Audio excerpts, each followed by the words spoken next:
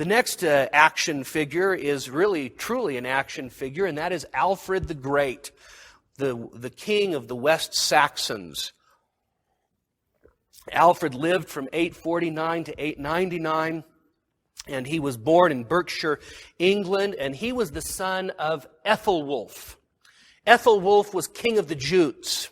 His brothers were Ethelbald, Ethelbert, and Ethelred.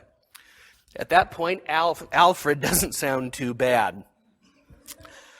And it was during the war with the Danes that Alfred becomes king. And he actually makes peace with the Danes. The Danes didn't keep the treaty and went to war again against Alfred. Alfred whooped him really good, and he forced the king of the Danes, a man by the name of Guthrum, to be baptized, and thus the conversion of the Danish. Now, through the wars with the Danes, Alfred did an incredible thing. You remember from our study, I think it was, I can't remember now, maybe it was with Charlemagne or, with the Muslims or sometime back. But you'll remember that the Brits and the Celts were divided among the Jutes and the Saxons and so forth. And really you had all of these very different Anglo-Saxon type tribes.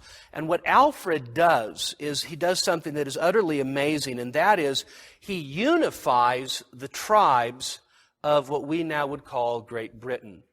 And it is in unifying all of those tribes, bringing them all together, that he ends up really creating, it wouldn't have been called the United Kingdom at that time, but he ends up creating really a very powerful kingdom made up of Brits and Saxons and Celts and so forth.